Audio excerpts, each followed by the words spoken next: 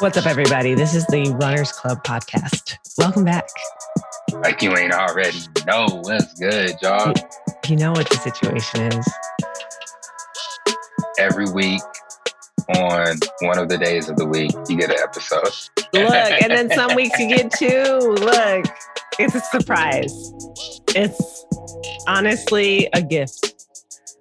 Love it. I love it. I do want to say my co-host is out here. I think as time has gone on, she's consistently, you know what I'm saying, like been working this lighting situation, and it's coming together. You know, I think how clear and flat the skin looks right now. It's like no shadows. No, it's just. I'm trying to entice people to hop onto the YouTube. We need to upload the most recent episode. But yeah, you know, I'm trying to get them to hop onto what it is, because you need to see us up close and personal. Yeah, I'm missing the show. She got the shoulders out too. Shoulder. I love it. How you feeling this morning? Oh man. See, this is why I wanted to just start without having chit chat before we start recording, because this morning was the first track workout for HTC. Oh yeah, I saw Urina's Christian. I don't know why I call him by his last name, but right. What? I was like, who is that? Right. I saw him just real about it. How did that go?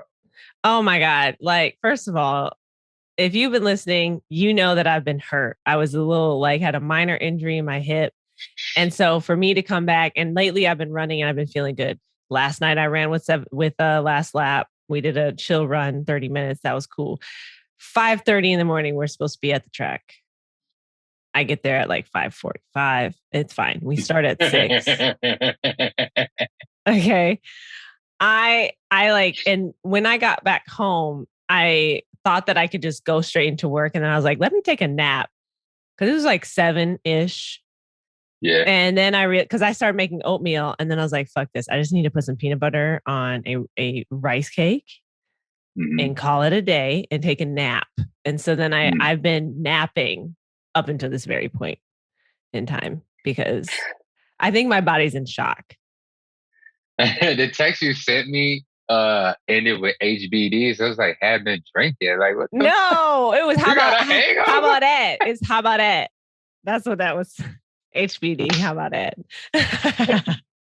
I'm like, damn, you got turned up after the run last night.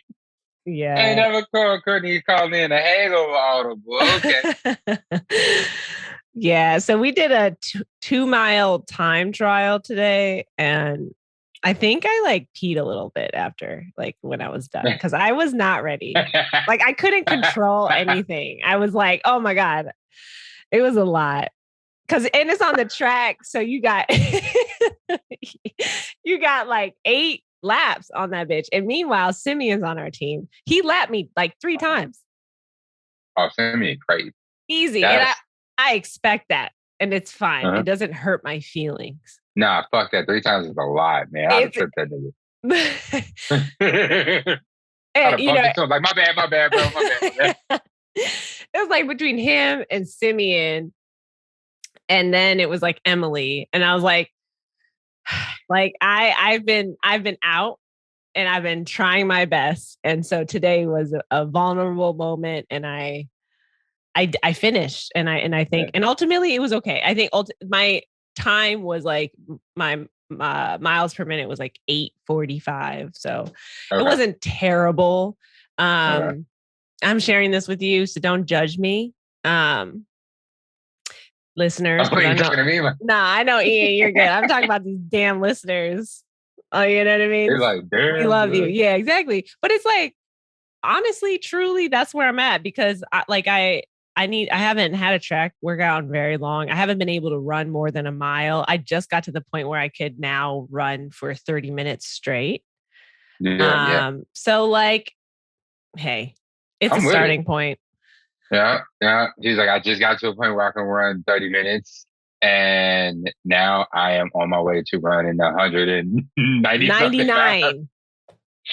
They ignorant for that That 99. one Like, just make mile. it 200 miles. Like, what the fuck?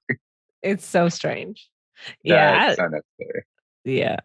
Well, and two, I don't think I did like an official announcement about HTC just because we've been like figuring out logistics for so long that I'm like, I don't even know what is what. But yeah, HTC. If anyone doesn't know about it, it's a Nike sponsored sanctioned race, and it's a ultra relay, 199 miles, and it's from Mount Hood around Portland to the coast of Portland to this really pretty beach, which I just found out because I was like, are we running to an actual beach or is it like a cliff that looks over the water? You know, like these are things that I want to know for content wise. I knew it. You know, I was like, what is happening? You're like, I need to know. Have production, Yeah. sort of ready. Like, can we get into the water? I'm wondering these things. I love it. Yeah. I love it. Oh my God. Oh my God. I will say that we've been friends for a while now. Probably since 2018, 2019. Mm-hmm. But this podcast has given me the opportunity to connect with you on a deeper level. And I feel like I'm getting to a point where I just like I know Courtney now. Like I know. Like I can read between the lines. I know. Same, friend. I love it, yo. That's smooth. That's smooth. I got up this morning. I did like a little 30-minute run. It was really slow. It was less than I didn't even hit I think I did 2.6, 2.7 miles. That's just where it was. The heat was crazy. It was blistering.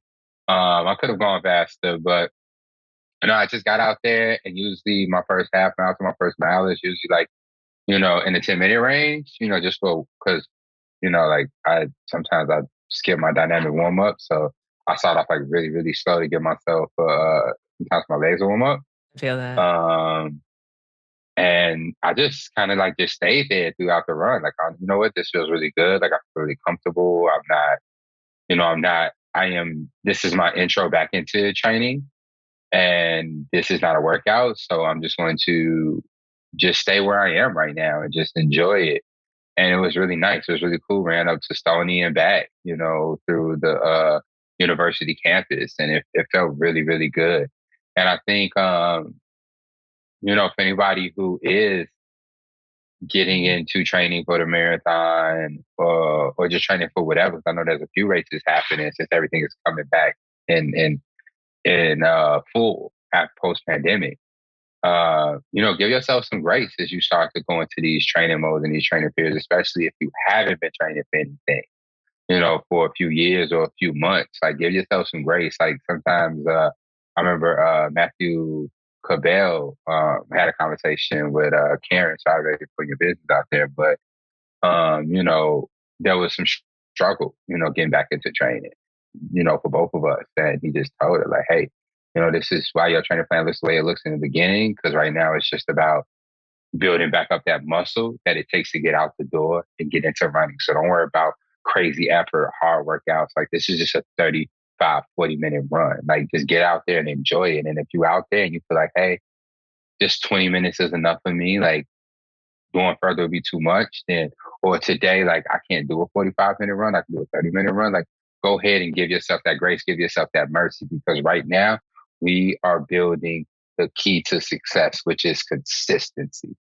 That's where I am right now, building that key to success, which is consistency. And right. It just felt good to just get up and move this morning, because I haven't been getting up in the morning and running in a while now. Yeah, like same. Honestly, the fact that we had to be at the track by 5, like it was a lax, like be there between workout starts at 6, but they, be there at 5:30. And I was like, I've been playing myself, acting as if I can't wake up earlier than like 6, 7 a.m. Lately, it's been like 7. Like, it's been really hard for me to get up beyond like 6:30. I'll sometimes, but I'm like, if I really just try and if I have something to do, I can get up out the door and be somewhere by 5:30. Yeah. So I don't have an excuse. And also the gym for me is like a quarter of a mile away. It's like a stone Legit. throw away. Throw story. Yes. It's Like right there. yeah. So I just it just kind of hit me this morning. I was like, I've been giving myself a lot of excuses, but again, I think to your point, I do need to give myself more. Like I was also giving myself a lot of grace and just allowing myself to like move how I felt because I needed that. Because I think too, with marathon season last year and the year before that of us, 2 years ago with the marathon, just like we've been going. I don't think I've had like a real proper break. So Yeah. And it feels good. Like I'm happy.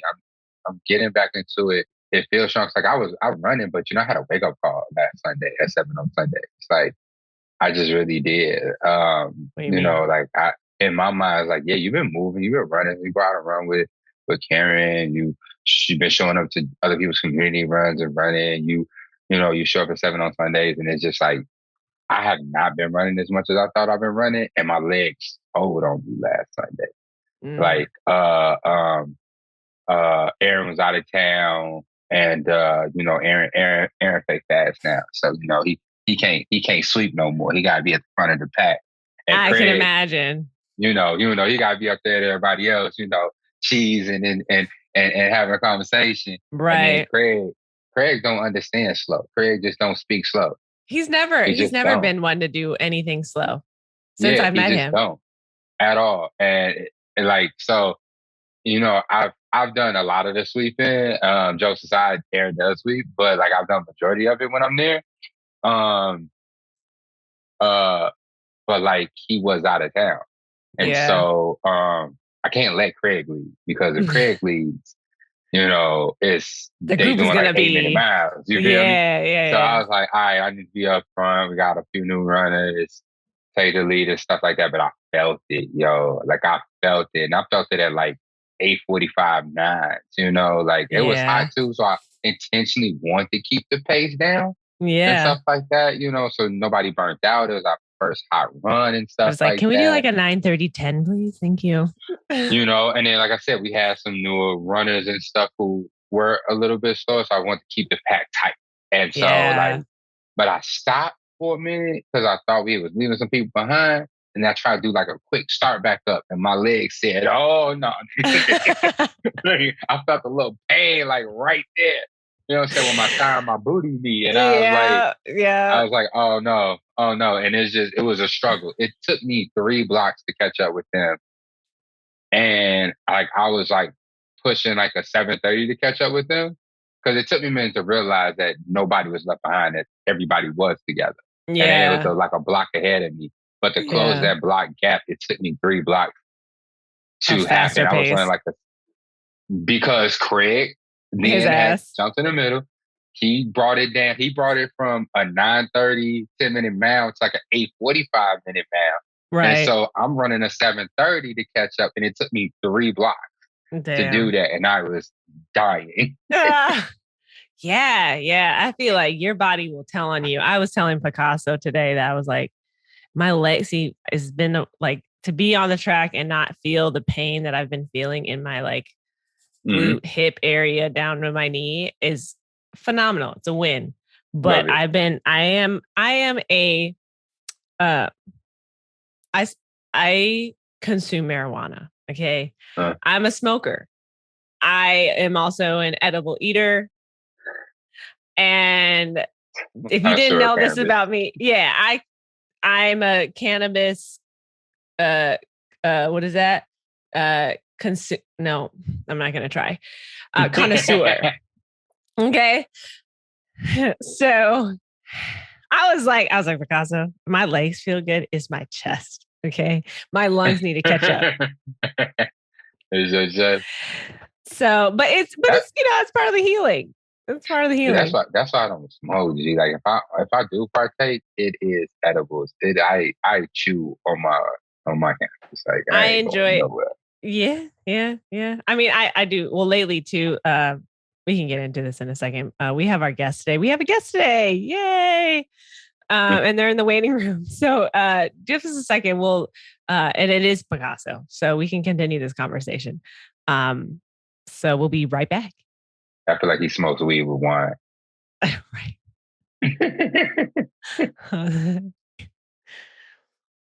Okay, so we have our guest with us. Hey, Picasso. It's popping. Picasso Russell. Yes. Some call him P. Some call him Coach P. Mm-hmm. Some call him Picasso. Picasso. Yeah, they put the emphasis on it. So I would not answer. No, not at all. You've been surprised. Like over the years, I've heard some wild shit, but it's just like I appreciate the consistency from people. Honestly. How you feel? We were just talking about the fact that marijuana is our friend. Yes, it is. Yes. In the sport of running. Yes, it is our friend. Courtney is an equal opportunity marijuana user. You know, edibles, smoking, vaping, whatever. You know, me, I kind of stick to. You don't do the vapes? No, that really fucks my chest up. Like my lungs, I can't do. But like a one hitter, all I'm talking about is like a one hitter. She and I have had plenty of conversations. It's not and it's like I don't really mess with like the tobacco wraps and all that stuff. If it is a wrap, I prefer like a hemp one, a little bit more natural, or just like a joint situation. But lately, let me put y'all on. Picasso already knows these things. These are called Go. And it's a tablet. Yeah, I know. You can't even see it because you go to the dispensary and they put a whole sticker on it. But I also have Genius. There we go. But basically the Go is like a pre-workout and it has THC and CBD in it and like a form like some caffeine, I guess. And that it's crazy. Like when you feel it and you're ready to go. I was running. It was last Saturday or something like that. I finished a run and then I was like, I got home and I was like, I kind of want to keep running. But then I'm like, don't do that. You're just you're just feeling it. Yeah. Just relax. Enjoy the fact that you had a good run and let it go. But I was that's a post-run runner's high. I was lit. I was like, let's go. So, I mean, I think there's a lot of options out here. But yeah, I was just talking about how I need to get my lung capacity back up to par along with my legs, you know? Yes. That's what it is. Yeah, I think it's the consumption part that the communication of marijuana consumption and for athletes specifically is like how it's consumed, and everybody immediately thinks that we're all just like chain smoking blunts and then getting after it in our sport. When in reality of it is it's not the healthiest way to consume it, but there are healthier ways to consume CBD and THC and some of those products for recovery and performance-based reliefs, I guess. But yeah, we gotta put the roll-ups away, man. Time to move on. Time you grow up. To the side. They're growing up now. No more Vegas, no more backwoods. You feel me? Ooh. But like, that's for vacations. Off season. That's when you when you're chilling. I love it. So my homie makes a honey. Oh, nice. And so, I'm dropping it in tea. I'm spreading it on something, like I'm adding it to something I'm cooking. But I honestly, I love edibles just because I love the surprise. You know what I'm saying? Like I'm this is an investment that I'm making in the rest of my day. It's a journey and you got to be ready for the ride. Exactly. You don't know when you're hopping on. You don't even know when that bitch start. Yeah, exactly. Exactly. I love that. I remember one time I was like the first time I was really getting into edibles and I was like ordering some food. I was like, I was on some like hood high shit. Like I went to Firehouse, you know what I'm saying? Not the fancy restaurant, the Slushies and Gyro Burger Firehouse, That sounds amazing. The Baba's Lemonade Firehouse. So I was up in there and like the shorty I was with, she was already like there, so she walked in there understanding the situation. Me, I was sober, I was good. Nothing was happening. I was like talking. I was ordering my food. Like, hey, ma'am, can I get a gyro cheeseburger? And in between gyro cheeseburger and fries, it hit me. And so, like, where there is like a fraction of a second of a pause between words, there was like a 30-second pause in between those two words. And then the lady's like, "You okay?" and I'll just turn to Shorty, and I'm like, I'm high right now. Like, right now. Like, it's just dead in the middle of my fingers. Right now. Yes. I love it. 1 minute you fine, next minute you're like on cloud nine. It just happens. Yeah. So, we dive straight into that, Picasso, because we've talked about telling the public about our habits for a while now, and we just haven't really even dived into it. But listen, here we are. But I mean, full transparency. You gotta be honest with the people, man. We adults, they sell this shit in stores now, right? You know what I mean? Exactly. Yo, I mean, it's big business. Right, I don't have to meet nobody in Walgreens or you know what I'm saying, up on the Walgreens parking lot or you know what I'm saying. Yep. You know, nah. That's wild. I've never had that. All my weed has been delivered to me personally. Months, years. Yes, we understand. Luxury services over here. Right. Exactly. Talking about Walmart, I would never. Yeah. Yours came in a little designer baggie. Black Hippie Farms, get on it. Ian, I'm so sorry. I'm very distracted. Maybe because we haven't kicked it in a while, but you look fit, bro. Nah, nigga, that's my shoulders. Nah, dog. Maybe because we ain't kicked it. It's been a minute. Busy. I saw you at the half. You know what I mean? But I'm looking at it's the legs for me. Is it the tank? You on your 50 about to do the sit-ups? I'm just saying. I'm sorry. I'm sorry for the. It's the legs for me. I saw them yesterday, and I was like, Ian's got some nice legs. Okay. Oh my God. I appreciate it. I'm a fan. I'm grateful. I'm grateful. Shouts out to the resistant bands. I have been using them. Thank you. Oh my God. Okay. Hey, subject, because now. Yeah, let's get it. I don't do well. People think I love attention, but people think that attention needs to be praised. Praise makes me uncomfortable. Understandable. I know the feeling. I know the feeling. So, but what's up with you, bro? What you been up to? Like you said, we haven't been kicking it in a while. What has Coach Picasso been up to? You know what I'm saying? I don't know, man. I'll everything and nothing at the same time. But on some running stuff, on a personal note, I haven't really been training for anything. Last fall, honestly, I think, and Courtney probably has talked about this in the past, but I just kind of feel like I hit a wall right after the cohort and the marathon, and it's my body. My body and the universe was chill the fuck out. You should not be running right now. So I basically chilled all winter, hit the gym, pool, yoga, stuff like that. And kind of entered this year without putting a race on the calendar, just left. I'm open for opportunities, So it's if something pops up, great. I just want to be in shape to, obviously toe the line when that comes. Why didn't you sign up for the coaching? That was an opportunity. All right. So technically, I was on the roster, but the dates kind of clash with a small little life update for my family. My sister is expecting her first kid. So giving birth.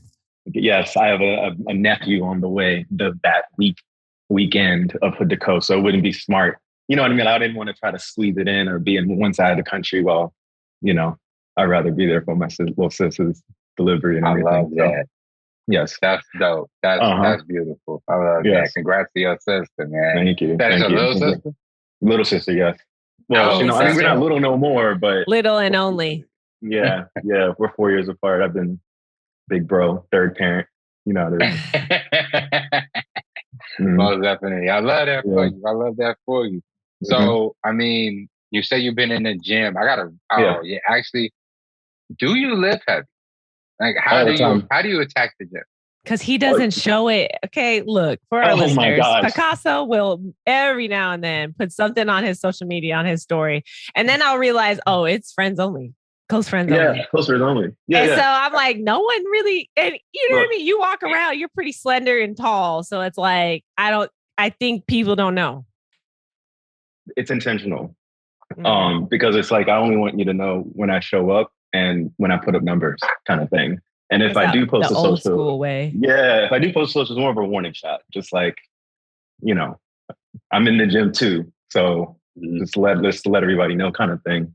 But yeah, I do lift heavy, honestly, because one thing I do need to get into a little bit more is run specific weightlifting, like a lot of lunges, a lot of mobility, things of that nature. But I do notice that for me, at least, like the basics, the bench, incline, decline, squats, like I definitely try to build up that strength because it kind of translates into power.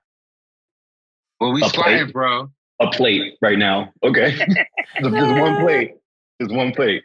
Because I know my friend Cam, this meathead dude. He's probably going to listen to it. He's going to talk all the shit, telling me I need to lift heavy. But yeah, I definitely lift heavy, and I recommend it. Honestly, I think it's. I was just talking to. I know in the last episode you guys had Maya on, and I remember having a conversation with her, and I was just telling her that I noticed that I basically like lose fat and get in shape quicker when I lift heavy. Yeah.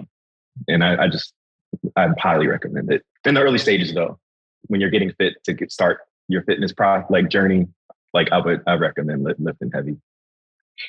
Yeah, most definitely. I mean, it's the same conversation I've been having with Karen or whatnot. I'm gonna figure out a way to not talk about her all the time. But it's okay. It's okay. That's literally that is your job now. Like it is. But that's what I'll be talking about because that's what I'll be talking a lot of. If I'm not talking to Courtney or Aaron about running, not talking about the thing, it's Rick and Karen.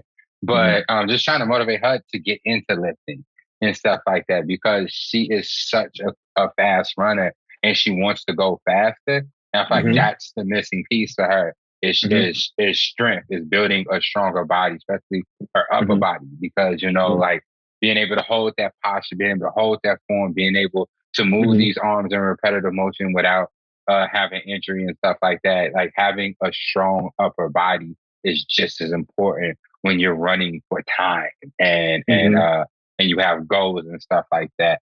And the things that I've been reading and researching, whether it's been from articles in Runner's Worlds to, you know what I'm saying, like medical journals and stuff like that, of course, online.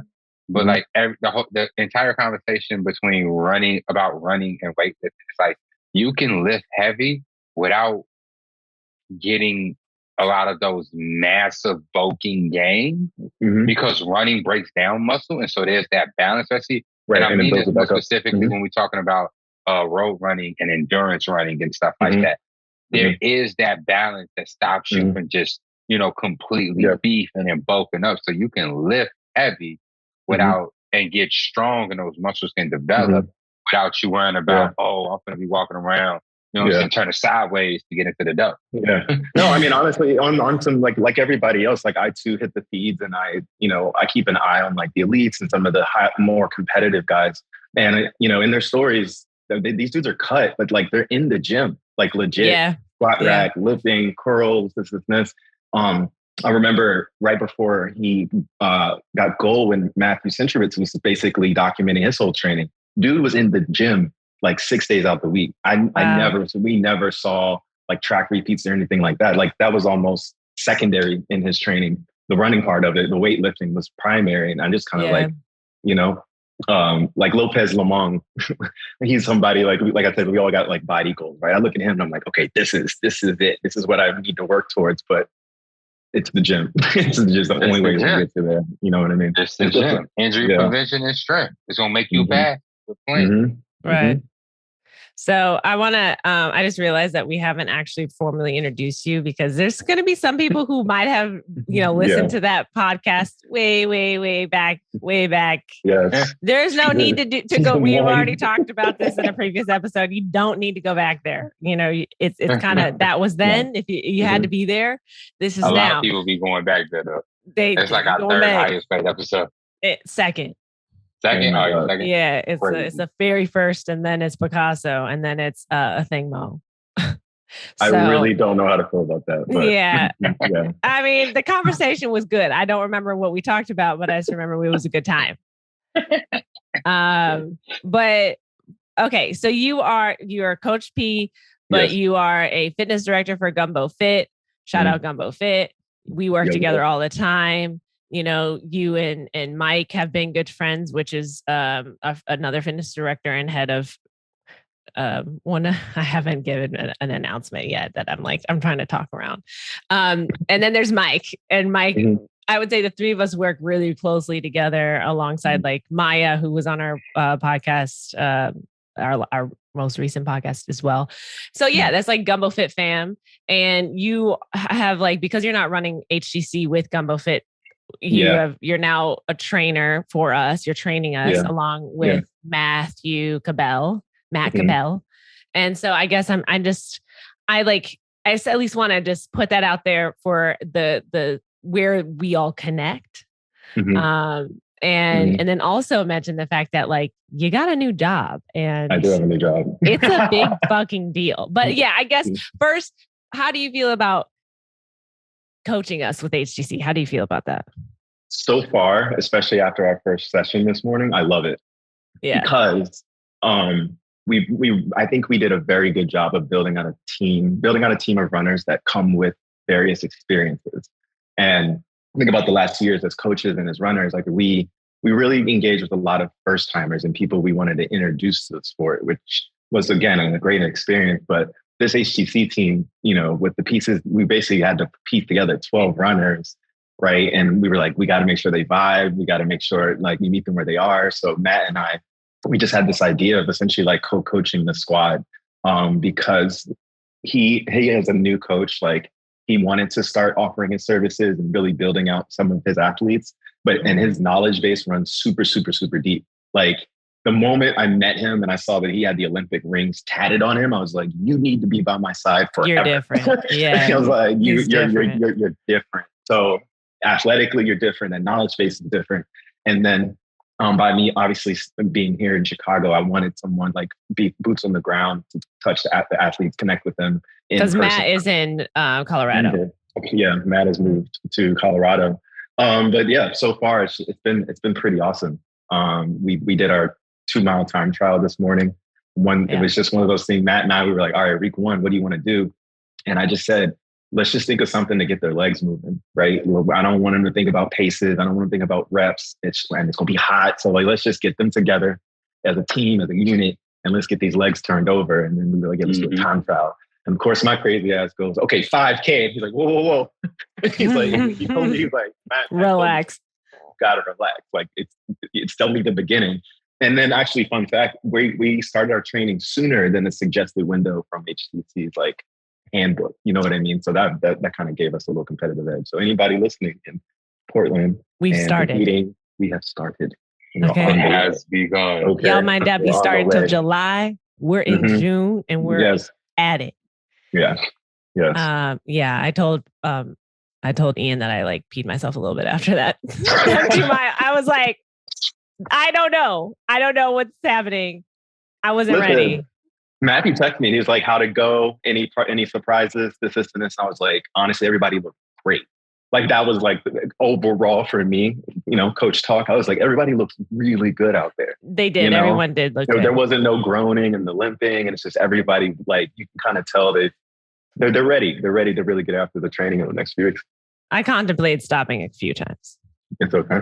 I'm not gonna lie. And every time we came around the curve, I know that's why I kept going. And I was just counting down all of the laps in my head. Like, okay, because 8 laps is a lot. It's a lot. And I haven't been on a track it feels like I haven't been on a track in a year, but I'm sure it's probably been like 8 or 9 months, but that's basically a year. Basically. So are y'all able to say who is on the team? Oh, yeah. Yeah. All right. Oh, you're about to look at a list. I do have because I don't want to forget anybody. Go for it. All right. We have Mac, Mike, Courtney, Kelsey, Candace, Zindy, Glow, Simeon, Christian, and Carly. Remember Carly? Yeah, Gumbo Fit OG. Carly. Yeah. Oh my God. We need to get that on a tee for her. How did y'all talk her into running? I thought she gave up on running. She said that she's been out here running and doing her thing. She's like, I never went anywhere. I'm here. And I'm like, what, girl? You haven't. I'm like, I swear you moved out of state. I swear you did. I tell her that all the time. I was like, I'm pretty sure you left. You Yeah. just disappeared. She's like, no, I've been here. I was like, Carla, come on. Yeah. But she popped out a couple times, and then I don't know who asked her, but I didn't ask anybody. That was Maya and Picasso. That was love. Did she show up at the run this morning? No. No. We had a few absentees, just life. You know, it was our first one, not a big deal. But we're doing this weekly. Get everybody together. You know, train as a team, race as a team. Yeah, I love it. I love it. Y'all got some. Like, I know anybody who's listening outside of Chicago might not be super familiar with these names, but pay attention to the Gumbo Fit IG. You know, follow these runners. A lot of these runners are very, very seasoned. There are a few runners who maybe have a marathon under their belt. There's a few runners that have like a few marathons, a few races under their belt. And like, this is a really, really deep team. Like, this is peak Warriors deep team. Like, the bench is crazy. It's crazy. Ian. Like, look, this is true. And I love it. I'm really excited. I'm really excited to see, because Carly is very tenacious of a runner. Remember training with her and whatnot. Yeah. So I'm curious to see what she's doing. But really, the sleeping beast is definitely Gloria. Like, for sure. Gloria is a seasoned runner. Yeah. But like. Yo, like even with still that, she's so unassuming, and you don't think that she got all of that in her, and it's just gonna come out, and it's gonna be crazy. Like, she gonna fuck that shit up. Especially when she's locked in. I don't know if you ever noticed like Glow's face. When she's locked in, it's like, get out of her way. Yeah. Like that like those arms start pumping, and she just gets like this stare, and I was just like, you know what? There we go. Right ahead. Yeah. I love it. It's gonna be really interesting. Go ahead. No, I was gonna say Christian was a phenomenal runner. Watching him train during the cohort, watching him run the marathon, Track Tuesdays, very consistent, comes out very disciplined, but just full of a lot of potential. You know, I don't think he's gotten anywhere near his peak. So there's just a ton of potential there. And then there's Simeon, who is just, you know, like that boy is amazing. You know, and then I'm finding fast in this community. It's really easy. You could throw a rock and find fast. So when I'm talking about Simeon, I'm not just talking about his speed, but his grit. Like, for him to do the speed project last year by himself on the 606 and run a 3 miles back and forth. Hours. Yes, 3 miles back and forth for 29 hours. That's insane. That's insane. Like, we had different people pop in on him and, you know, run with him for a few miles, stay with him for a few hours and stuff. But I mean, that man was getting those miles himself. And so from that point on, I just knew, like, he has a whole another level that he could just lock into and just go. Like, Simeon is game time ready. And he's a good person. He just does it for the love of the run. You could just tell he laces up, and it brings him joy every single time. Yes. He's gonna bring a lot of balance to the team, a lot of calm to the team. Just a really good energy. And it's even though it's so calming and so chill and stuff like that, like, it is pretty big. So it can take control of a group of people and of a room that he's in and stuff like that. But it's a polar opposite of mine, which I've been told is pretty big, but my energy is really loud, you know, and intrusive. His is just like welcoming. You know, I always just think of him saying, "Okay." Like, that's like the phrase I always think of when I think of Simeon. That's the tone too. I'm planning to take the bridge with him, right? And I love talking to him because he this is what he does. He goes, okay. The hand on the chin. I can see that. Yeah, okay, I can see that. Yeah. Here's what I was thinking. That spot on. Yeah. It's so spot on. Shout out to me. It's going to be interesting. We have 2 vans and they're split up. We're, it's going to be a full thing. We're planning on getting to Portland on Wednesday, leaving, like going home on Sunday. So we'll be there for a few days. It'll be a whole thing. So you'll be getting updates.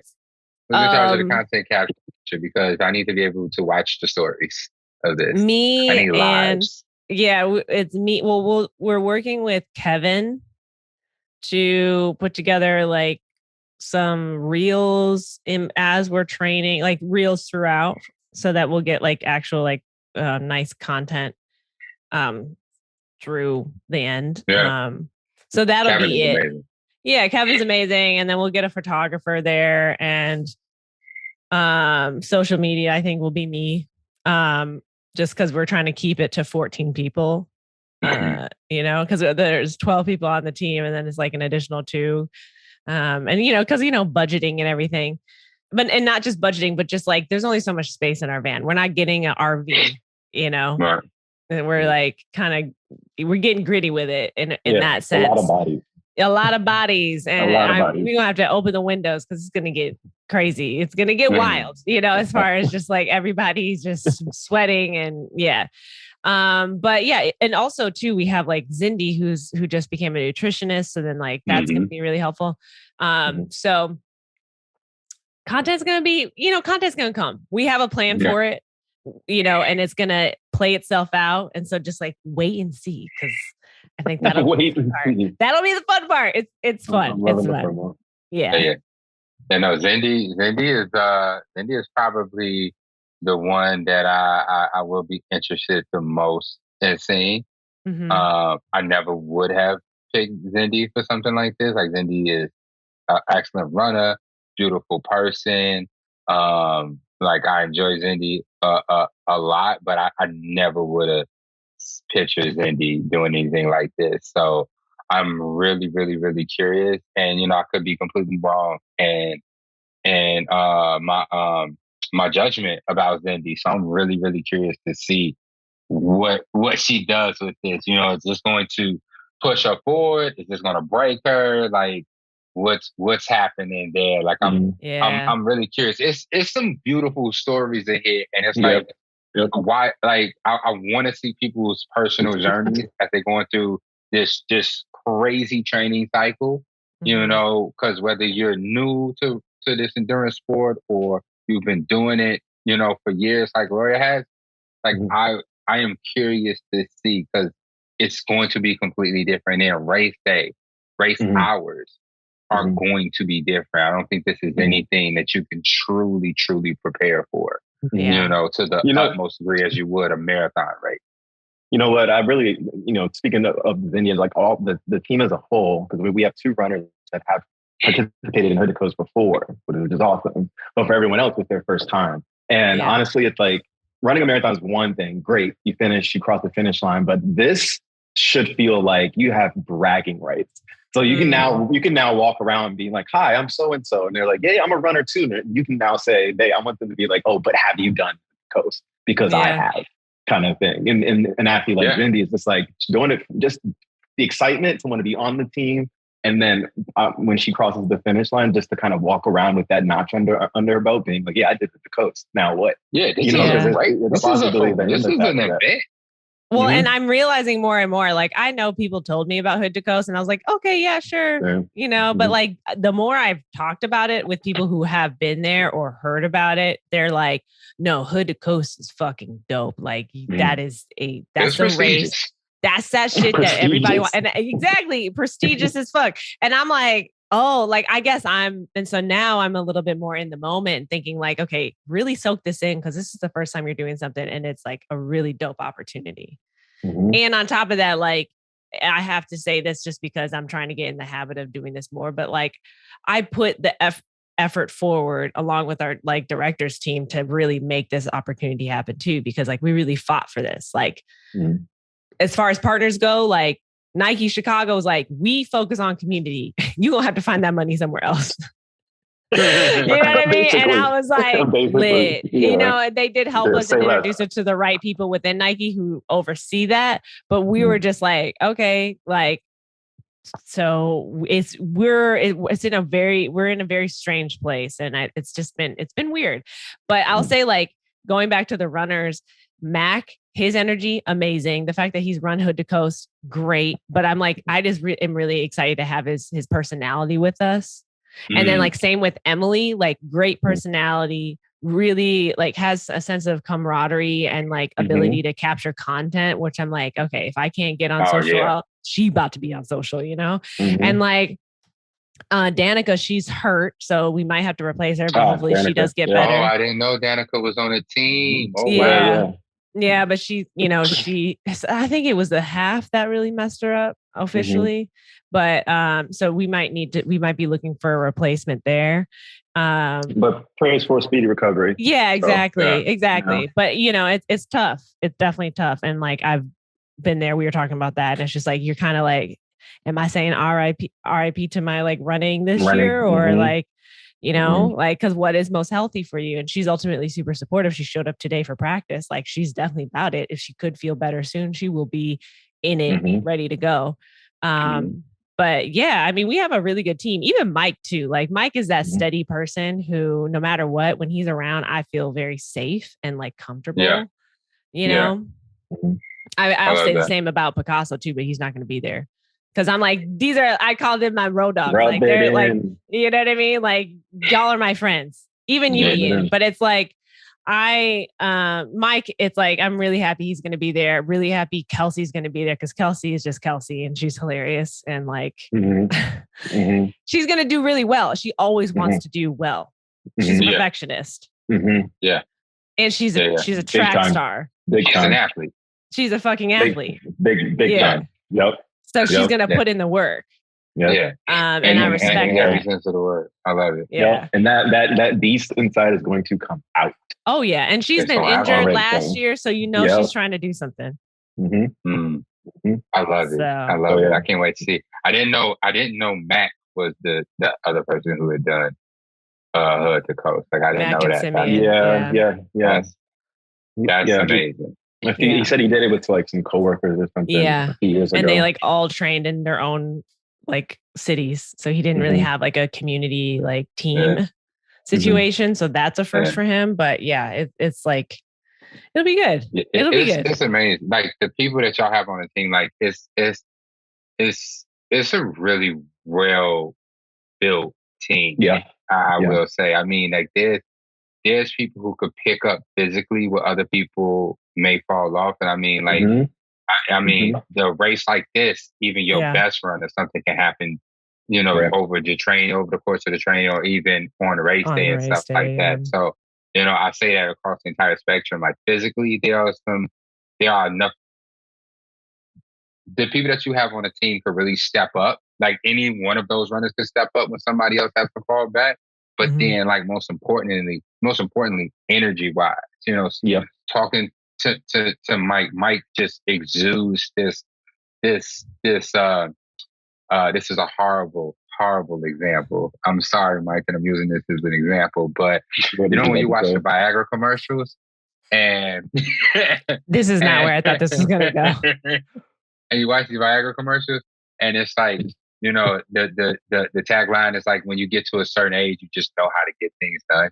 You know what I'm saying? It's always like this old man, like, fixing some shit or getting some shit handled. That's right. Mike. Like, that's Mike. You know what I'm saying? Like, you know, like, you trust him. Like, you trust him to know where we are, what we're doing, how we need to do it. And he just has exuded that from the very beginning. You know, I consider myself, I don't know how to put that, but I don't know how to put it in a way that won't sound like it's coming from a place of ego. But like, I found myself when I started running with Mike, you know, kind of, you know, just allowing him to lead, you know what I'm saying? Like, him to take his place and stuff like that. Cause I was like, oh, this man knows. I need to go where he is going. You know what I'm saying?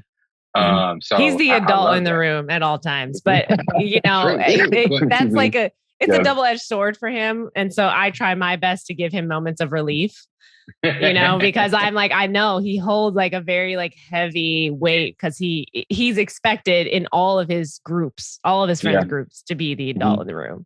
Yeah. And you can tell. Like, I love that. I love that you said that because it makes sense. Yeah. It makes sense. But if for some reason Mike couldn't show up in that way, Matt is a perfect person. Yeah. Exactly. Exactly. Yeah. Also, I'm loving how this is clicking for you because it's like this is exactly what we were talking about. Mac and Mike have that dad energy. 2000%. Yeah. So, that's selection. Like that was like you and Matthew deserve a round of applause. Like this was some boy band level A&R work that you was doing here, bro. Like, get the band together. Yes. Yo. Wow. Listen, it wasn't easy, but it's worth it so far. Yeah. So I mean, I was saying to Ian yesterday, I was like, if we do this again or whenever we do this again, I definitely want to be there with 7 on Sundays. Yeah. I think because it's like we kind of got through a lot of red tape to figure out how we can make it happen. And now I feel like we can easily just keep the door open for everybody else. Yes. We would love that. We would love to do that. Of course, there's another conversation around the Speed Project. If you guys get invited, please pass on that invite because we want to be there so bad and we would love to be there with you. Like as a team of our own. We are definitely doing the Speed Project DIY for the Unsanctioned Summer Series, which our goal for that is a kick in the door situation for Chicago. You know what I'm saying? Like, we want to be invited to the actual race. We're hoping that what we have planned for the Chicago version of the Speed Project. Oh, I see. Yeah, so we'll put us in that, the running like when they making that list, they like 7 on Sundays did this last year for the DIY. Maybe we need to invite them for this, like that too. I would say that out loud if they listen, and that is the goal. So watch, pay attention. Interesting. Okay, that's interesting. I'm loving that. And so it's gonna be fun, and we definitely don't want to do Hood to Coast. And I'm also curious. I am not running Hood to Coast. I'm wondering what kind of content is Hood to Coast creating? What kind of capturing are they doing? Do they need a nigga with a microphone? You know what I'm saying? I know, right? I know. Honestly. Let me figure out a way. Hey, I might hotel. Let me figure it out with a microphone or something later this year. So, what are we doing? What are we doing? This is the perfect segue. My nigga P doesn't. Okay, so we're all associated with Nike in Chicago for the most part. I mean, that's a stretch. I mean, because now Lululemon's up in everybody's face, which doing amazing things with amazing people here. We have a tremendous relationship with Nike Chicago. Yes, we do. But Picasso said, "Look, I'm looking for a new job, and these other brands is calling my name. And so, tell us this new job you got." Okay. Yeah, it's interesting stuff. Short story. I was offered this role and laid off in the same week. Wow. Okay. Yeah. Divine timing. Legit. So this was one of those, for the first time, if I haven't learned anything in the last 10 years, like, let me not fight against the universe and like, let me just roll with the punches here. But the short of it is I am essentially like the head of run retail specialty for Under Armour. Damn. My nigga, that's a job, nigga. No, it's interesting stuff, man. It's job. I mean, it's through. Basically, I'm contracted to a sports marketing agency. And they work with a lot of brands. We got GoPro, Hoka, some other smaller companies based in California. But Under Armour basically just said, you know what, we want to be in the conversation of running. We want the community, we want athletes to know that we have running product. And the issue is as far as their specialties go, they've never put someone, in the field that is a runner and will only champion running. So what's really cool about this is because basically it's a program, it's new. So I'm one of one founder, like me and Adam, we work really closely. And, what I'm basically doing is building and creating relationships with a lot of run specialty stores in Illinois, Midwest region, and Baltimore. So I get to head back to the DMV from time to time, pop into some stores there, and really just kind of get folks in the Under Armour product. Because honestly, in running, people aren't buying into lifestyle or anything like that any longer. When it comes to running, like people buy into authenticity, and that's truly what they're basically, putting a lot of faith in me to get behind. Because again, brands are great, but it's really about these athletes and equipping them with the tools that they need for successful training, for working out and all these different things. So yeah, I think I'm about 2.5 weeks in now, and just kind of in a space where I'm learning just about everything brand related and what they got going on as far as product concern and how it measures up to competitors and stuff like that. So yeah, that's interesting. I respect you because I don't like champion. I don't be like braggadocious about it. So well, I'll just say this. I'm pretty sure I saw you in an all Nike outfit when we were at the track this morning. And now you're wearing a shirt with Under Armour. Look. Hey, listen, I mean, my man he knows how to switch it up. He knows where to wear what. Well, you know what it is, and here's what I've learned, right? It's not Nike dominates the run. Like it's Blue Ribbon Sports, it's Prefontaine. Like everybody knows Nike in the running space. But when we really, Ian, I'm sure you're aware, but it's like when you talk about the product and tech, it is the best of the best, and it's just like Under Armour is kind of like in a space where there has been products for running. It's just that no one knows about it, know. And it's like, as an example, like Nike has the Dragonfly spike that everyone loves. It's got ZoomX, it's got a plate. Once you put it on, you're just immediately a few seconds faster during your mile, right? Well, I guess a lot of consumers don't know that Under Armour has a distance spike too. And it's just, so again, it's just like we need to get bodies into these products and be able to like find these applications and really get them to start using them. Basically, like my whole goal is to not really just sell. It's just like, no, this is actually comparable to that kind of thing. So in terms of like what I use, and Courtney, you know this, it's like if it's dope, I like the color and it works for me, I will rock it. Like I will rock it. Like I fell in love with the Adidas RC7, and I love a low profile racing flat. So yeah, I wore some hot pink shoes at the Take the Bridge. You know what I mean? But it worked for me. It worked for me. Yeah. So yeah, and they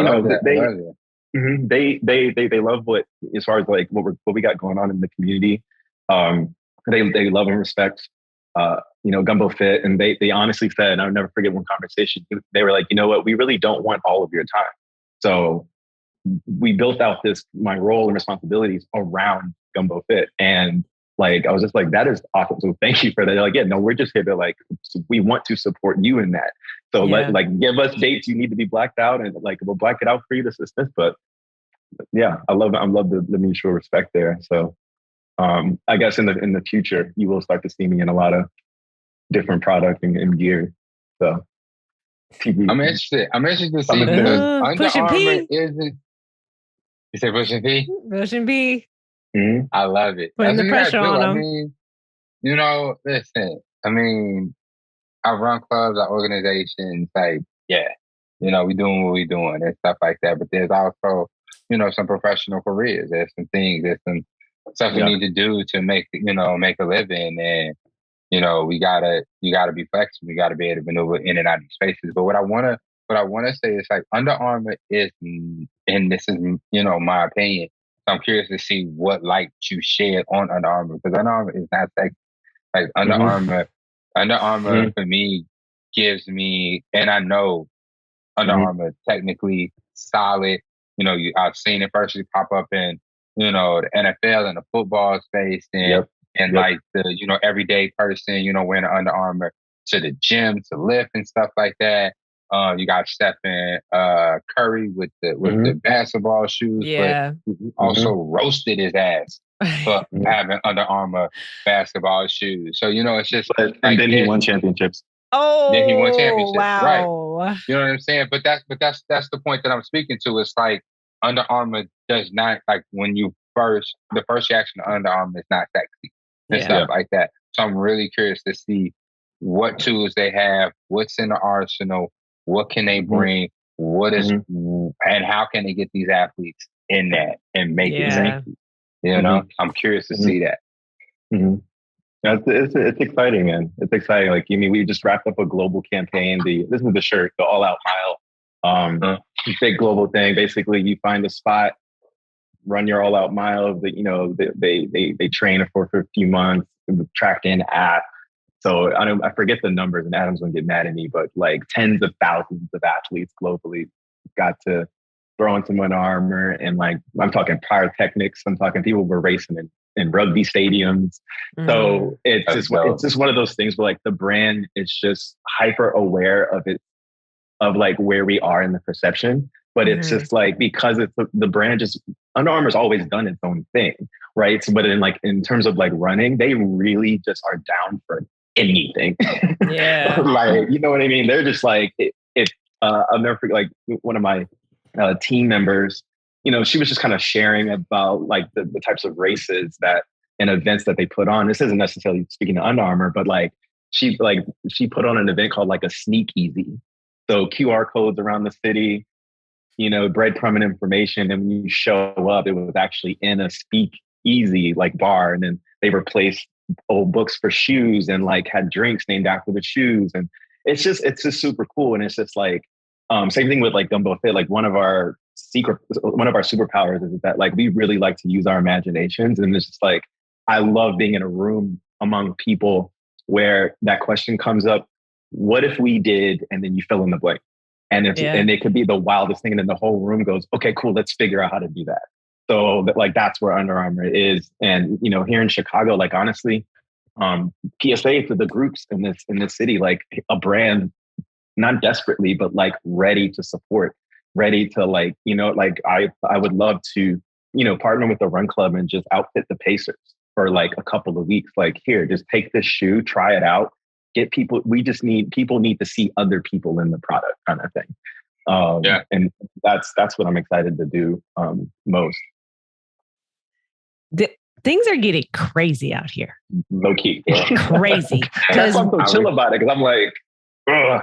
Because like, look, Under Armour is an interesting brand. I don't think I've ever had an article of clothing from Under Armour. They're known for apparel, to Ian's point. Like, actually, maybe one pair of leggings.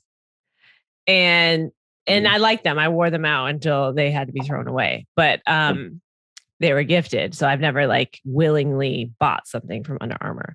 So it'll be really interesting to like see, because I just can't, like, I don't know. We lived in an era within Chicago where Nike was king, and now that's being questioned. Brands are pushing in on territory that Nike has never even thought of entering. Like, I still use Lululemon in the fact that they're in Hyde Park. Like, that's different. Yeah. But look at the intention behind the engagement, right? It's like you insert yourself in communities and cultures and things of that nature. And it's just like, on one hand, a brand can essentially, you might be too big to fail, and everybody sees the logo. It's like, okay, I know you're the best of the best, but then what are you really doing to activate the people? What is this brand mission? You know what I mean? Versus this right. thing. So it's like, I have to respect Lulu in the sense, like, let's tap these community leaders. Let's bring in these ambassadors and really introduce that product to essentially a new market and a consumer. It's like, if it wasn't for Aaron, like, if it wasn't for any of like my friends, and like some of them like actually rocking Lulu, I can't tell you that I've ever like worn or spent a dime of my own money on Lululemon. But I'm loving the engagement, and I'm loving the fact that they are thinking about the people before they're trying to champion the product. And again, great relationship with Nike, and it's awesome. But in terms of like running though, it's like, I'm not saying the era is over, but it's not the same. Even in this moment in time, it's not the same. It's not, to me. The thing that would really make everything topple over is if we saw Adidas try to come up in here. That would be crazy. Nah. But I don't even think they would try. So it's like Nike, and then it's. I know, but I'm just look. Tell me why. I have friends in New York who run for Adidas, who are like Adidas ambassadors, because I think that they do. I think they do ambassadorships and not so much like run clubs the way that Nike does. And her name's Chiara, and she was like, "Oh, it'd be so cool to like come to the marathon and like, you know, do like cheer with you guys." And I was like, "You guys can have your own thing, you know?" Because I'm like, I'm not trying to have these Adidas associated motherfuckers up in the Gumbo Fit cheer section. Like y'all could be next door, but you can't be in our space. Like there needs to be separation. Courtney said, checks over Stripe. I'm like, y'all can pop up. You're more than welcome. But like there is like it's wild. Adidas is wild. Like we've made space for Liz and Carla and you know all of them and stuff like that. You know, but like Adidas is wild. Like no, like I'm not interested. Yeah, that's wild. I'm not interested. That's really it's a hard no for me. It's a hard no. It's hard no, but is that what's happening? Are we at the early stages of, because there's a lot of land grabbing happening. So are we at the earliest stages of a brand battle in the running space? I don't think so, personally. No? Okay. Yeah. I think it's I think it's like there's levels to it. Is this a Cold War? Right, exactly. I'm feeling it, you know, but like the way I see it is like Nike's here, and then it's like Lululemon, Under Armour, Sure. I don't even know. Like I don't know. New Balance, Tracksmith, Asics, Hoka specifically. That's a bigger one. Mm-hmm. I feel like they're the ones that are kind of just like slowly but surely pushing. And then it makes, I would hope that it would make Nike a little bit more intentional. Because it's like, I love Nike, but I think they also need to work on their diversity as far as the people who interact with the community. Like for the most part, most of them are white women. Mm-hmm. I'm just going to put that out there. And that is like a little jarring because then they want to work with Black and brown people and then expect us to do that groundwork. But then it's like, okay, but are you hiring people who are actually of color, who are darker than me? Because I know some of them might be like, I'm this, I'm that. But if you're lighter than me, my nigga, problem. Like we need like that's not the same. That's not the same. So, and I'm just keeping it completely 100. And I know it's a little hot in here. I know it's a little hot. I know it's a little hot, but I just had to get it off my chest. I had to get it off my chest because I'm really tired. Like honestly, everywhere I look, it's like white women, white men, or white passing people. Yeah. So. Yeah. But I mean, again, like some brands, some companies, you're starting to notice the graceful, like bowing out and moving out of the way for us, like high key, like as community leaders, let's just call it what it is. It's like we're clearly kicking and screaming and demanding something very specific for our community and for the sport. And some brands are listening, and some brands are catching the wave, and others are essentially stuck in their ways, and that's completely fine. You know what I mean? Yeah. Like it's all good. Like keep doing what you're doing, but as our communities keep growing and we keep bringing new runners to the sport. You can't be mad if you get left behind, kind of thing. And Ian, to your point about brand battle, this, and correct me if I'm wrong, but you've lived in Chicago your entire life. I've only been here 9 years, but what I've picked up on is like the city won't allow it. It's too resilient. It's too gritty. And we're really about our people before these brands even showed up. That's why I think we won't see a battle. You know what I mean? That it's completely unnecessary. The Mike and I, we were just talking about this era, right? It's just like you think in the last 10 years, how much running in Chicago's changed.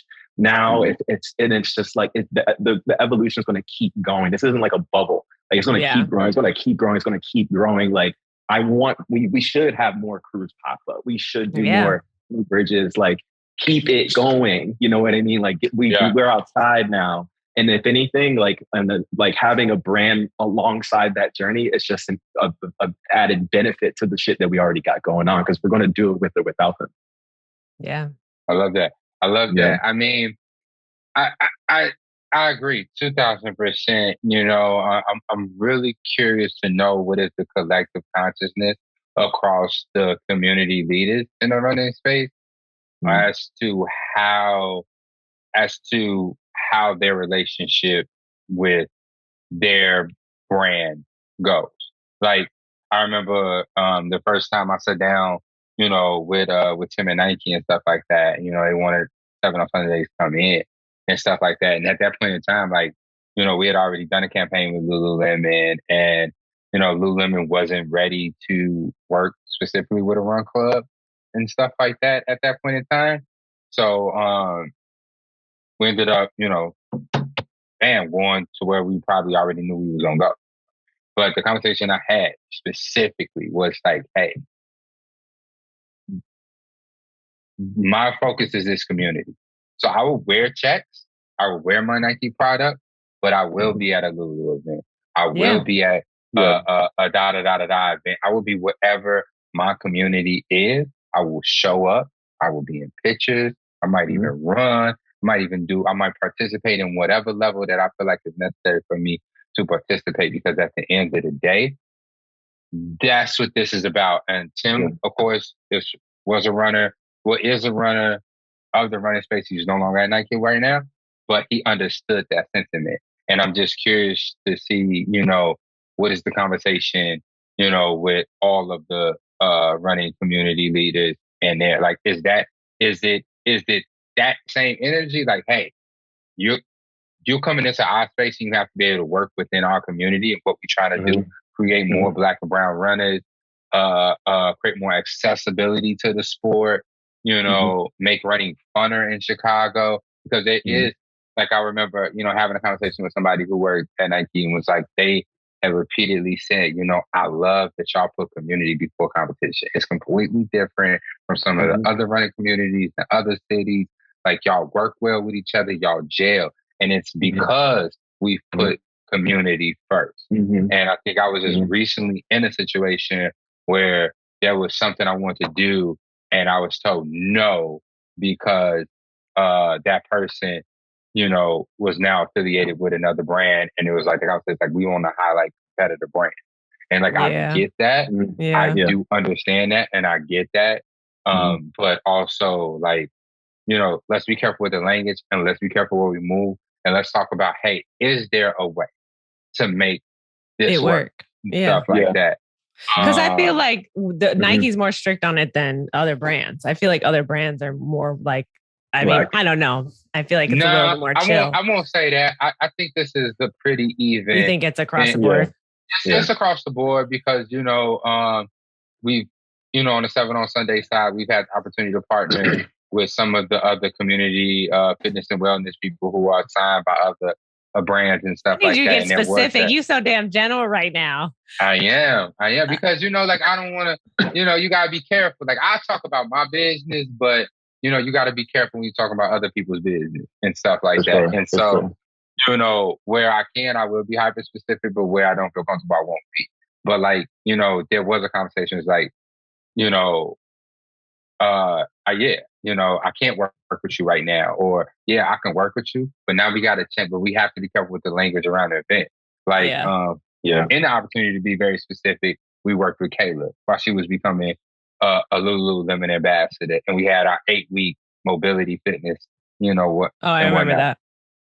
She was becoming a Lululemon ambassador. She had already signed a contract. She hadn't did the announcement and stuff, but she's obligated now because of this contract. And here we are. We already a Nike team through and through. We throwing swooshes all up in the air. You feel me? But like, there was an ability for us to have that 8-week program because, one, we didn't say yes, 7 on Sunday is powered by Nike. But in that specific event, we didn't say that event was powered by Nike. Yeah. We also didn't say we was training with Lululemon ambassador Kayla Jeter. Yeah, we it's just said Kayla. Coach and health and wellness coach Kate. Yeah. That was that loophole. And when she showed up, best believe she was in her best of Lululemon. You know what I'm saying? Like, I was dripped down in Nike 2000%. We in the photos together. We doing it together, but the community got to benefit from that collaboration. Yeah. Interesting. Listen, we need to get some product in last lap. I'm just going to publicly say that. Hey, you know what I'm saying? Hey, if the number's right, you know what I'm saying? Like, we can have that conversation. I got you. You will be CC'd on an email. This early next week. I promise you. Because it's, it is. I will say this, and I say this in front of God and everybody, because I'm very transparent with my entrepreneurial journey, right? Last lap is, barely 2 years in. We're in a growing phase. Yeah. We're growing, and I am growing, I'm in a place right now where I'm cleaning up. I'm benefiting from the success of a lot of decisions that I made, but I'm also cleaning up the mess of a lot of decisions that I've made.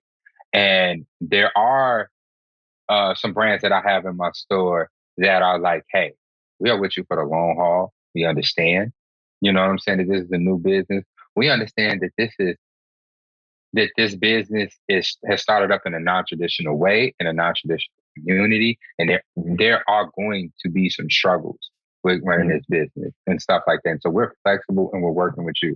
There are some other brands where it's just like, all right, my nigga, like, we gave you a year. Like, what's going on? Like, if this ain't working for us at this point, like, we might have to go a different direction. It's like, all right, you know what I'm saying? Like, be cool. You know what I'm saying? So, it comes down to that. It comes down to that understanding whatever brand I'm working with, because it's the same conversation that I've had with Theodora and the sales rep Swain and stuff like who runs for 7 on Sunday. Like, I love it. I got you. I trust you. We here and stuff. But realistically, this is where we are in our growth phase. And I have to be able to understand that the brand that's coming into my store understands that and is willing to tangibly work with me to help grow this, because that's what I need. You know what I'm saying? Like, if you're just trying to give me product to put on my shelves, and I mean, this isn't directed towards you, Picasso, just in general, to anybody listening. If you're trying to just give me product to put it on my shelves and stuff like that, it's not going to work here at Last Lap. You can do that with Sleepy. You can do that with Heartbreak. You can do that with these other running stores that's been around for like 10, 15, 20 years and stuff like that. You're going to have to come in here. We're going to have to sit down. We're going to have to talk. We're going to have to strategize. We're going to have to plan some events. We're going to have to make some things happen. This is going to take work, not just taking orders. Yeah. I feel that. I'm sorry. That was mostly me venting a little bit. I'm loving it. I am here for you as a resource. It's the real. It's beautiful. It's beautiful. But I mean, to stay on this same thread about relationships with bigger brands and stuff like that. I mean, with any relationship, whether it's business, interpersonal, like, it's about holding the other side of the table accountable. And it doesn't have to be in a nasty or toxic way, but you hold them accountable. I think one of the positive ways you can hold your partner accountable, whether it's an entity or the person you're sleeping with, is by being honest about where you are, how you're feeling, your expectation and stuff like that. So we can come together to achieve the common goals together, or realize that our goals are no longer in line and we can move around actively. Like, we can leave each other, you know what I'm saying, and move on in a healthy, positive way that might also allow the opportunity to come back in the future when things are working better for both parties and make that happen. You know what? You just kind of reminded me of something else too. I guess one thing that kind of gets lost in conversations about when we deal with brands, they're new to running too. So, the cool side of running, and we all know what that means, is new to them. So like, I'm imagining, I'm not saying I'm empathizing with them or anything like that, but it's like, those are their boardrooms of people that Courtney was describing. And then they're just like, yo, did you go on Instagram? We need to do that. But then the follow-up question is how, when, how much money is this? And then, you start asking for budget and support. And it's just like, they don't fully understand it yet. And some brands do, but at the same time, a lot of them they're new to this too. They're like, a shakeout run. Like, what's that? We're just so focused on. There was a time when like you just pack up product, have a table, a tent, and tablecloth cover or whatever. You just go to the expo and then pass out freebies. You see what I'm saying? Like, yes. This type of conversation, how we think about engagement, how we think about it, like our community, they're still wrapping their heads around this shit. The number one shoe company in the United States, Brooks, the sales rep told me when I did the sports bra workshop, I only done one of them with Brooks and I want to do more. But they told me, they was like, oh, we've never done anything like this. Yeah. I remember you saying that. Don't. Yeah. He's like, sorry. Bless you. But like, we don't, thank you. We don't, it's like, we don't go to stores. We don't do anything like this. Like, see, not only have they not thought about it, but also stores have not even considered it. You know what I'm saying? Mm-hmm. And it is the rules of engagement. And that's a double entendre. Like, the rules of engagement have changed. Mm-hmm. You have to be tangible. You have to be in people's face. Yeah. Yeah. In an authentic way. Yes. All right. We should add this conversation at the incubator program that we just did with Nike.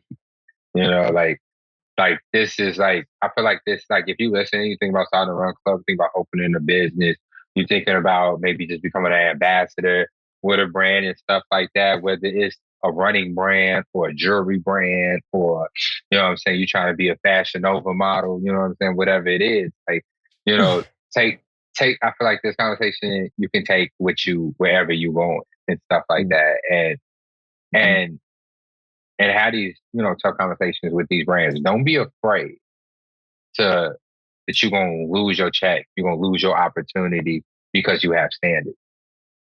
Yeah. And that's something I've learned from Courtney. You might lose a check. I'm just saying, it depends on how far you go. Oh, yeah. But keep your standards, because honestly, other opportunities come and it's like the brands that you're working with or brand that you're working with is not the only brand out there. And most of the time, other brands are just waiting for that very moment. So, yeah, I think I almost may have burned an opportunity for me and Courtney, but I think we also just showed up and showed out and performed beyond expectations. But I had a saucy email a couple weeks ago that was accidentally saucy.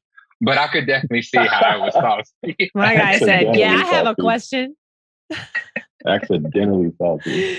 Nah, keep that up. Good. Keep that up. My bad. Yeah. Y'all are insane. Well, I think this is a good place to wrap up. I think that we'll definitely reach out to you again. I feel like you'll just we were just talking about how we've had a lot of introductory podcasts with people. And we really want to get into just like having our regulars on. Yeah. And I feel like every time you're on, it's a good conversation. And so thank you. I think it's just necessary. No, like I texted Courtney and I was like, I'm feeling a little under pressure this time around because it's like, this is the Runners Club podcast. You know what I mean? Like emphasis on the, like the content's crazy, logo is awesome. I'm like, man, let me pull out my SAT words for y'all. SAT words.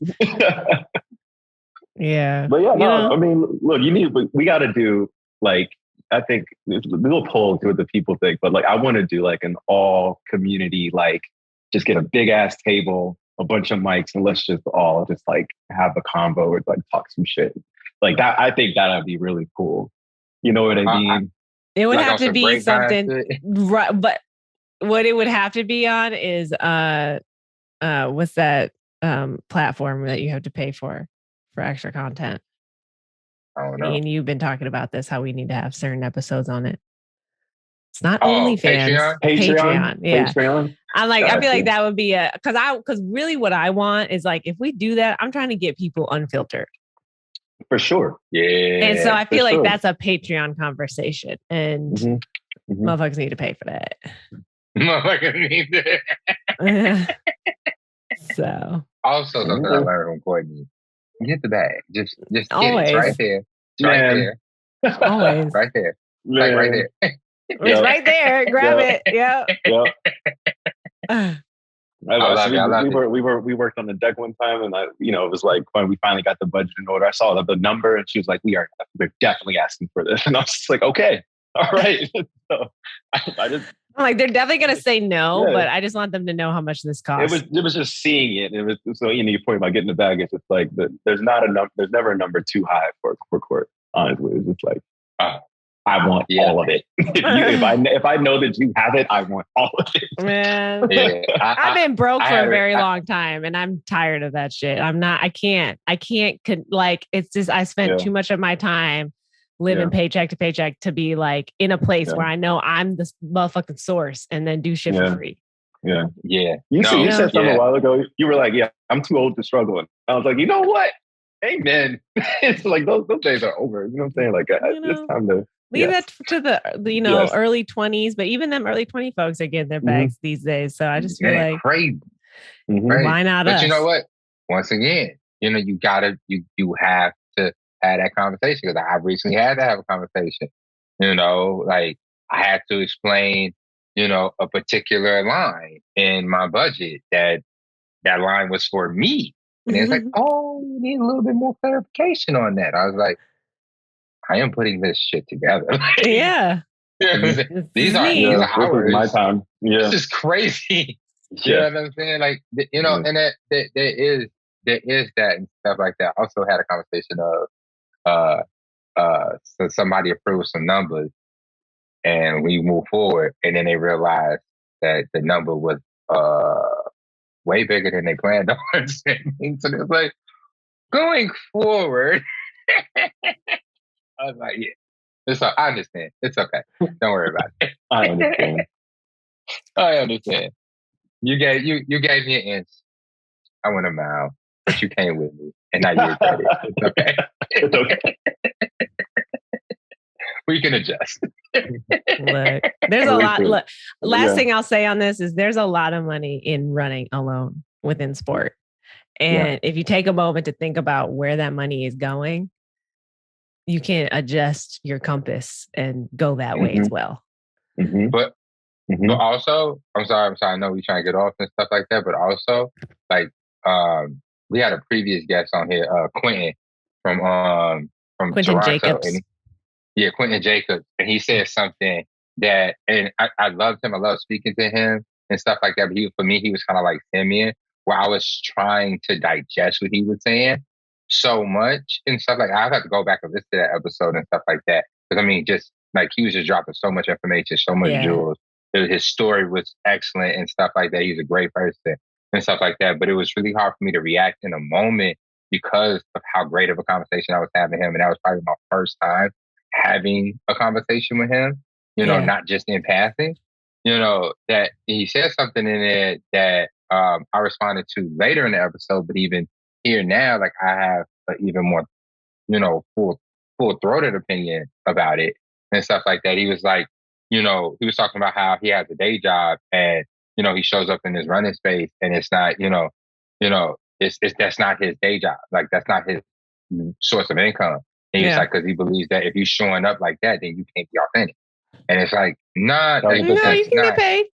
Yeah, that's not true. You know what I'm saying? Like, I think, every last one of us works right now is working in this space, working in the community in a different capacity, in the same capacity in certain points. But all of us are authentic in our mission. Yeah. To make the running community better, to make it great, to make it a safer space for people who look like us. You know what I'm saying? And it's shown through our actions. It's shown in everything, every move that we make, every conversation that we have in these rooms.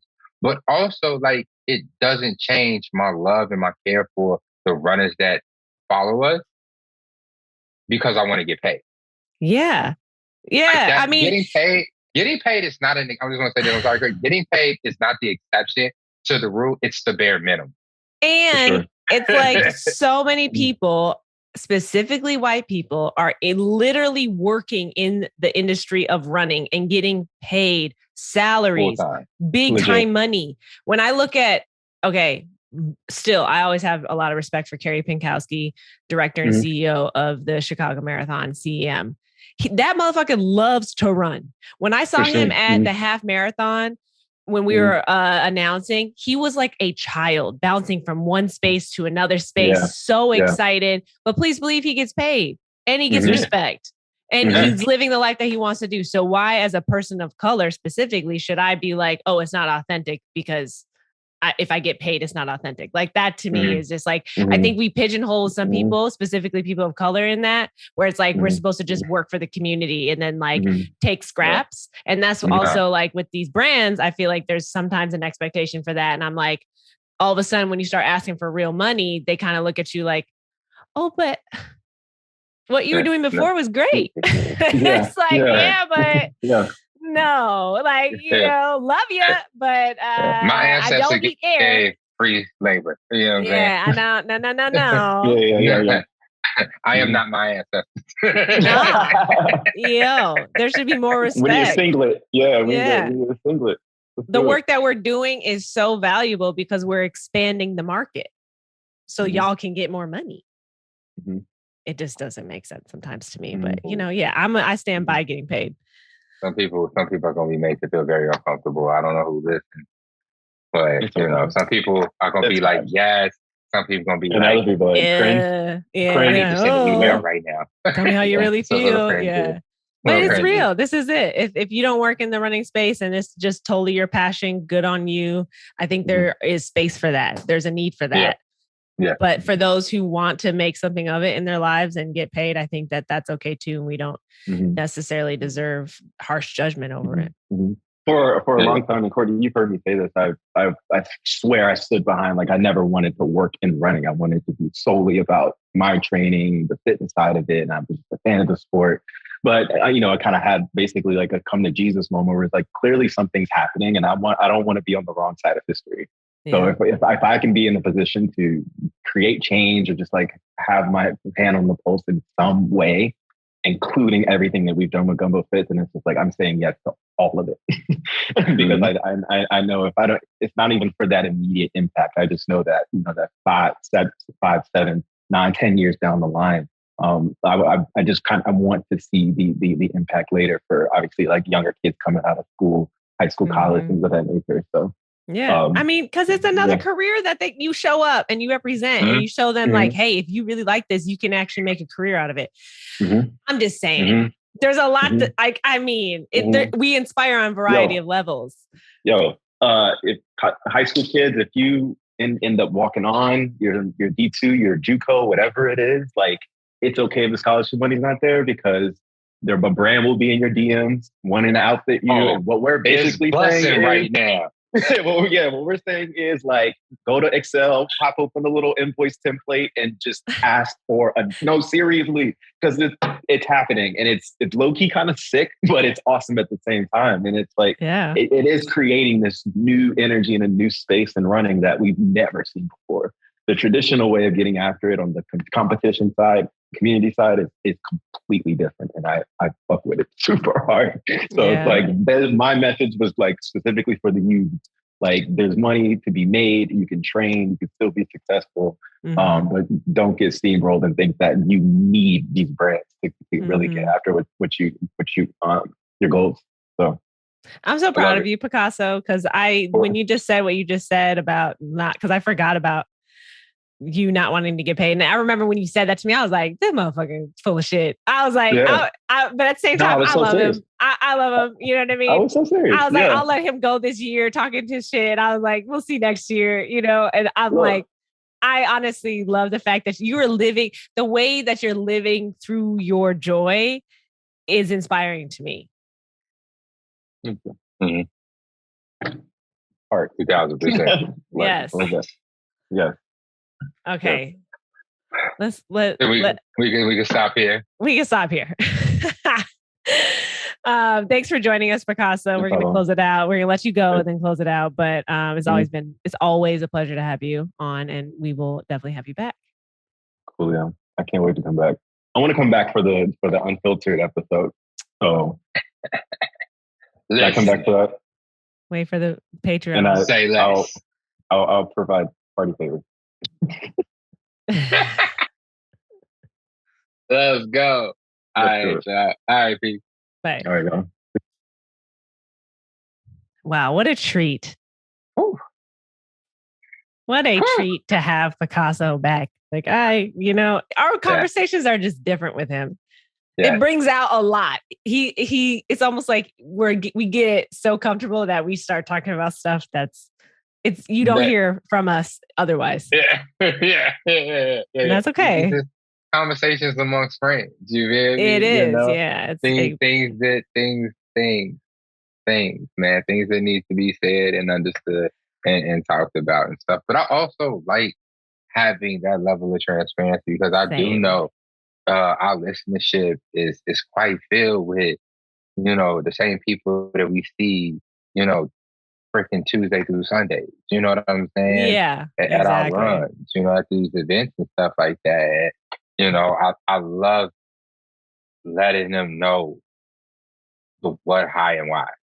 Yeah. You know what I'm saying? The what, how, and why. Yeah. You know what I'm saying? Like, it is. This is not something we just throw together. This is something that, has its ups and downs, has its crazy parts and its wonderful parts and stuff like that. So like, I love it. I love the transparency.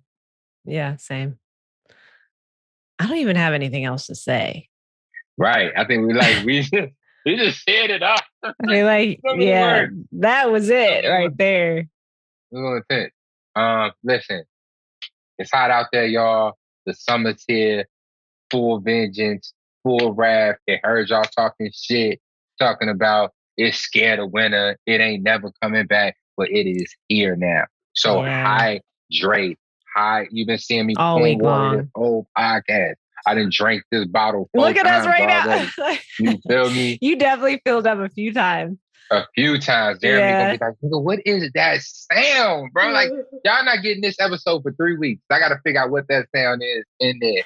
You know what I'm saying? But like, you need to hydrate. And I mean, hydration is not right before your run, right after your run, sometimes during your run. No, hydration is consistent. Small glasses of water, sips throughout the day. Get your water in, okay? Like, hydrate. Yeah. So you can run safely in this weather. Yeah. We gotta have somebody out here to come on and talk about pace adjustment for the summer weather as well. I know Candace posted something a few days ago. Pace you gotta adjustment? Have somebody pull up. Yeah. Oh, actually, I got a couple now supposed to get off and stuff like that. I don't really ever know when these episodes are coming out because I don't keep track of that. I trust Courtney with that. So she just be like, hey, give me a caption and some words. And I'll be like, here you go. Here you go, something. But like, I say all that to say that, listen, Last Stop Corner Store is having Wednesday community runs, Wednesday recovery miles. I popped out last night. That was really nice, y'all. Thank you.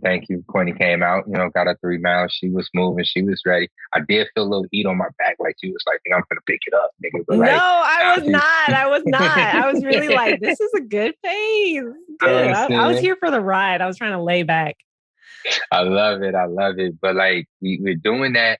And the purpose of the recovery miles is that, we have so many different stores, so many different organizations that really focus in on like speed days, the long run, which are very important. But if you know me, I constantly talk about slowing down, respecting those recovery days. So slowing down, getting some easy run ins, because that is what is also going to make you faster. That is what solidifies all of the work that you do on your hard workout days. So for me, Last Stop Corner Store is focusing on those recovery miles. It of course corresponds very closely to the Chicago training marathon plan. Some time-based runs, 30 minutes, 45 minutes, 60 minutes. But I mean, the pace is ridiculously chill. So in saying that, you do not have to be training for the Chicago Marathon specifically or training for anything at all to come out and take advantage of this chill miles. Because every Wednesday, 6:30 p.m. at Last Lap Corner Store, 330 East 51st Street. You RSVP because every so once in a while, there will be some treats There'll be some nice refreshments, and maybe some food, some eats, all of that. You feel me? So always RSVP, come hang out with us, get some runs. Also, we'll be meeting y'all the key points throughout the marathon training season. The first one is this month on the 24th, June 24th. That's a Friday, 6 p.m. to 8 p.m. We will be hosting the Chicago Marathon training kickoff. Okay. So that would include like a really chill 5K, a nice little fun run, community run, walk run, all of that. Bring your strollers, bring your bike, do whatever.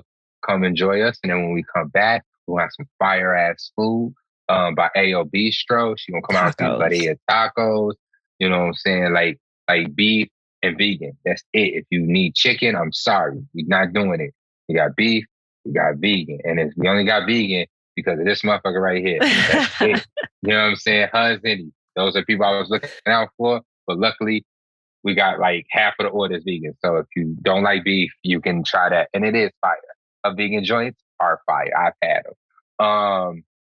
And while you eating, you get to sit down and enjoy a beautiful panel. I'll be sitting down. I got Coach Robin locked in. I got Fuel by Nader locked in. And then I'm going to be locking in my season marathon runner this week. So I'll be having a panel discussion about roughly 30 minutes. After that, good 10-minute Q&A. So have your questions ready. You don't have to, once again, you do not have to be training for the Chicago Marathon. Whatever your running experience, whatever your running information, whatever your nutritional questions are, bring them here because you will be talking to experts. I mean, these people are charging, good money to have these conversations with them, and you get to tap in with them for the love, for the free with me at Last Stop Corner Store, okay? Yeah. Anything else? What else you got? Bio. I don't know. What else you got? You know what I'm saying? We got 7 on Sundays, got the Unsanctioned Summer Series. That's true. Like, the list is strong. Once again, not even sure when this episode is dropping, but I'm pretty sure that we are well on our way to doing our 2-mile point-to-point relay race, which is going to be fire. It's a crew relay race, so get your crew together. We got the 200 distance, the 400, the 800, and the mile. So you need somebody to take one of those legs, all right? Yeah. You know what I'm saying? We're going for bragging rights. We're going to try to see who is going to be the fastest crew here in the city, point to point. I know people are familiar with the High Park Point. You know what I'm saying? That peninsula. There's another one. It's a little less popular. It's the I don't know. I'm trying to think of something funny, but I can't think of it. But it's another peninsula. It's another point that's about 2 miles away. So we're running from there back down to Hyde Park and stuff like that. And it's going to be fast. It's going to be fun. It's going to be enjoyable. And you already know we got Take the Bridge and a Street Project coming up. So. Wow. Oh yeah, we going. It's a good summer. Going. It's a good summer. It's gonna be fun. It's gonna be fun because Gumbo Fit. They focus. They focus on hood to coast. So last time 7 on Sundays picking it up. You feel me? Like you know what I'm saying? Putting the pressure on them. In the spirit of RTL. You feel me? Yeah, I love it. Honestly, it's like it's giving what the people need, and I just I love to see it. I love to see it. Maybe I'll give an update next week. Listen. I don't got time today. We got to go. You got a meeting. Matthew's peeping in the door talking about, can I come back into the office? So I'll give an update next week about my life. Matthew can hear you talking, but he's looking like, you still. Yeah. Okay. All right, G.